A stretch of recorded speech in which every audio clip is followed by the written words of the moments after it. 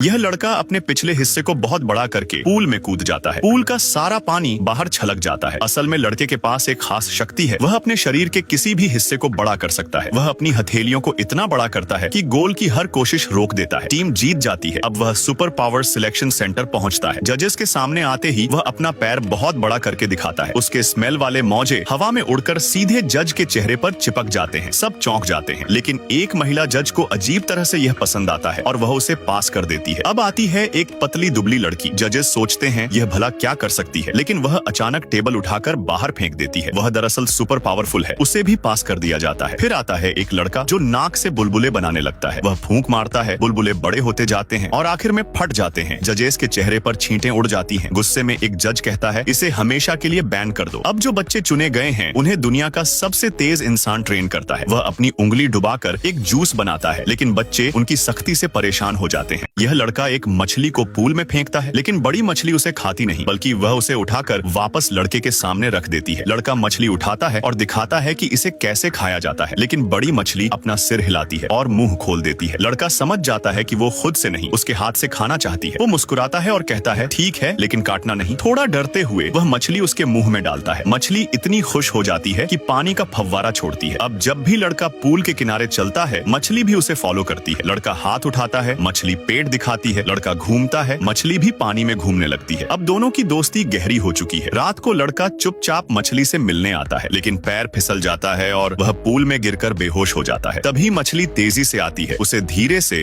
अपनी पीठ पर उठाकर किनारे तक ले जाती है और उसकी जान बचा लेती है। और फिर इस लड़की को अचानक पता चला कि शायद उसका परिवार पहले ही मर चुका है। वे पिछले 25 सालों से एक अजीब सी विला में रह रहे थे, जहां हर दिन बिल्कुल एक जैसा होता था। हर सुबह वही इंटरकॉम पर भाई की आवाज, माँ रोज वही कहती, पिता हमेशा एक टूटी हुई कार को ठीक करने में लगे रहते जो कभी ठीक नहीं होती। भाई वही गेम खेलता जिसे वो कभी जीत नहीं पाता। लिसा ने कई बार इस चक्र को तोड़ने की कोशिश की, लेकिन हर बार नाकाम रही। वो खिड़की के पर्दे हटाती तो बाहर वही घना कोहरा, वही सूनी दुनिया। वो डरती थी बाहर जाने से। पर एक दिन एक साया उसकी खिड़की के पास से गुजरा। वो डरकर भागी और गुस्से में एक वाद्य यंत्र बजाने लगी। तभी उसे किसी औरत की अजीब आवाज सुनाई दी। बार बार उसका नाम पुकारती हुई वो छत की तरफ गई जहाँ से आवाज आ रही थी। वेंटिलेशन डक्ट में झांका, लेकिन वहाँ कुछ नहीं था। तभी माँ आ गई। फिर वही डांट, कपड़े क्यों नहीं धोए। लिसा वापस अपने कमरे में चली गई और सो गई। उसे नहीं पता कब सोई, लेकिन तभी दरवाजा खुलने की आवाज आई। 25 सालों में ऐसा कभी नहीं हुआ था। किसी ने धीरे से उसके बिस्तर के पास आकर हाथ बढ़ाया। वो चीखी और उठ गई, लेकिन वहाँ कोई नहीं था। डर को पीछे छोड़ उसने जाकर छत का लाल लकड़ी का दरवाजा खोला और नींद से जाग गई। इंटरकॉम पर भाई की सिसकियां सुनाई दी। उसके माता पिता लड़ रहे थे और पिता उसे कार बिगड़ने का जिम्मेदार ठहरा रहे थे। सब कुछ अजीब सा नया लग रहा था। क्या ये सच है या फिर एक और चक्र शुरू हो चुका है? इस खूबसूरत राजकुमारी को एक अजीब बीमारी थी। वह उन सभी चीजों को देख सकती थी जो बाकी लोगों को दिखाई नहीं देती थी। उसका भाई और पूरा परिवार इसे बकवास समझते थे। भाई की शादी वाले दिन हंका ने पंडित के पीछे भयानक पंख देखे। वह डर गई मगर कुछ नहीं बोली। तभी शादी में हंगामा मच गया। भाई किसी अजनबी से लड़ रहा था। अजनबी भाग गया। रात में वही अजनबी हंका के सामने आया। उसने उससे कहा, तुम सच देखती हो, खुद से मत भागो। मैं राक्षस शिकारी हूँ, तुम्हें बस सच बताना होगा। हंका को शक हुआ। उसने पहरेदारों को बुलाया, लेकिन शिकारी गायब हो चुका था। धीरे धीरे हंका को यकीन होने लगा, क्योंकि उसने फिर वही पंखों वाला साया देखा। एक सफेद खरगोश उसे रहस्यमयी घर ले गया। वहाँ शिकारी ने बताया, कुछ राक्षस अच्छे होते हैं, कुछ खतरनाक। जो इंसानों का नुकसान चाहते हैं उन्हें खत्म करना पड़ता है। हंका को तब विश्वास हुआ जब उसे पता चला कि भाई की होने वाली पत्नी असल में राक्षसी थी, जो गला काटकर आवाज चुराती थी। शिकारी ने उसे एक औषधि दी जिससे वह भाई की जान अस्थायी रूप से बचा सकती थी, पर राक्षसी को खत्म करना अब जरूरी था।